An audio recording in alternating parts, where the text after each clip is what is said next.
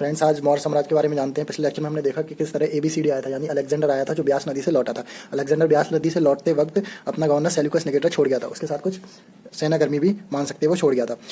फिर मगध में चंद्रगुप्त मौर्य का शासन आता है, किस तरह चाणक्य ने घरानंद को सबक सिखाने के लिए मौर्य तैयार किया था और चंद्रगुप्त मौर्य उसका पहला शासक था, जिसका टाइम पीरियड 322 BC से 298 BC है। याद करने के लिए 321 याद कर लिए, इजी रहेगा। 321 BC से 298 BC तक चंद्रगुप्त मौर्य का शासन था।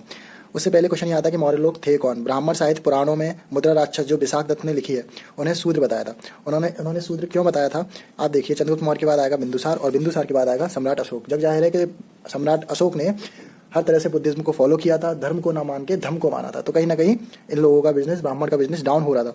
और ये सारी किताबें जो 200 साल बाद लिखी गई थी, इनके साम्राज्य के 200 साल बाद, तो कहीं ना कहीं उनको नीचा दिखाने के लिए शूद्र बताया था, क्षत्रिय नहीं बताया था। वहीं बिंदुसार और सम्राट अशोक ने बुद्धिज्म को माना था, चंद्रगुप्त मौर्य ने जैन को माना था। तो इन लोगों ने इनमें जो ग्रंथ हैं बौद्ध और जैन धर्म में, उन्हें इन लोगों को क्षत्रिय बताया है। याद करते हैं चंद्रगुप्त मौर्य के आने के बाद सारे पॉइंट्स। सबसे पहले हम ये देखेंगे कि 3 रूलर कौन कौन से थे, मेन वाले तीनों के नाम पता है आपको। सेकंड देखेंगे आर्ट एंड कल्चर, और फिर देखेंगे एडमिनिस्ट्रेशन, प्रशासन, और उससे सबसे ज़्यादा क्वेश्चन भी आते हैं। तो शुरू में देखते हैं चंद्रगुप्त मौर्य। इसकी शादी जो अलेक्जेंडर से गवर्नर छूटा था सेल्यूकस निकेटर, उसकी बेटी से हुई थी। उसकी बेटी का नाम कार नहीं लिया था, कुछ जगह हेलिना भी दिया है। कार नहीं लिया से ट्रिक देखेंगे कि दहेज में कार नहीं लिया, तो कार जरूर लिया था उसने, इंडिका। इसका मतलब तो इस इंडिका बुक को मैगस्थनीस ने लिखा है और इनकी सेना के बारे में, मौर्य साम्राज्य की सेना के बारे में काफ़ी कुछ बताया है। अब जब इंडिका गाड़ी ली तो बदले में 500 हाथी भी सेल्यूकस निकेटर को दिए थे। इंडो ग्रीक राइटर्स ने इन्हें सेंड्रोकॉट्स या एंडोकॉट्स नाम से बताया। अब यहाँ पे मैप में देखिए आप किस तरह चंद्रगुप्त मौर्य का शासन था। चंद्रगुप्त मौर्य ने साउथ की तरफ विजय गाथा नहीं चलाई थी।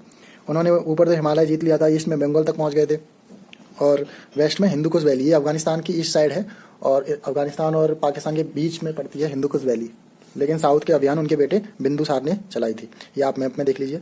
फिर उसके बाद आता है बिंदुसार 298 BC से 273 BC। इसके नाम में बीडी है, और हमने मगध में जो हसीन का हर्यक डायनेस्टी था उसमें बिंबिसार था, उसके आगे बी था, तो बी से उसने हमने देखा था PC था, उसने कैसे शादियों से रिश्ते बनाए थे। लेकिन यहाँ पे बीडी है, बीडी सिगरेट, मदिरा, अंजीर और एक दार्शनिक इसने मंगाया था। याद रखने में सिंपल रहेगा, इसने एंटियोकस 1 से ये मंगाया था। एंटियोकस 1 कौन है, जब हम शक के बारे में पढ़ेंगे तो ये सारा जान जाएंगे कि एंटियोकस, डेमेट्रियस ये कौन था, बस अभी जान लीजिए। और इसको एमिट्रोकेट्स बोलते थे या अमित्रघात, ठीक है। अब इसने पहला शासक था जिसने साउथ की तरफ भी अभियान चलाए थे। तो पहली बार 16 के 16 महाजनपद इसने अपने अंडर में किए थे। चंद्रगुप्त मौर्य तो नहीं कर पाया था, साउथ में नहीं जा पाया था।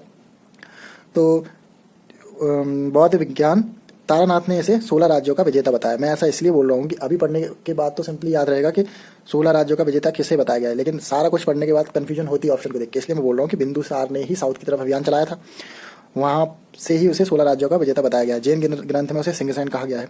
जिस तरह सेल्यूकस निकेटर चंद्रगुप्त मौर्य में इंडो ग्रीक का एम्बेसडर था, उसी तरह इनके यहाँ डीमेकस था, डीमेकस। और एक दार्शनिक जो मंगाया था, कुछ लोग बोलते हैं जो डायनोसियस, वो वही दार्शनिक है। कुछ बोलते हैं कि ये इजिप्टियन एम्बेसडर था। इसके बाद सम्राट अशोक के बारे में जानेंगे। उससे पहले बिंदुसार में एक चीज़ और आती है कि इनके काल में तक्षशिला विद्रोह हुआ था, जिसमें सुसीम अपने बेटे को सुसीम को भेजा था, फिर उसके बाद अशोक को भेजा था। बस इतना ही है इसमें। Thank you.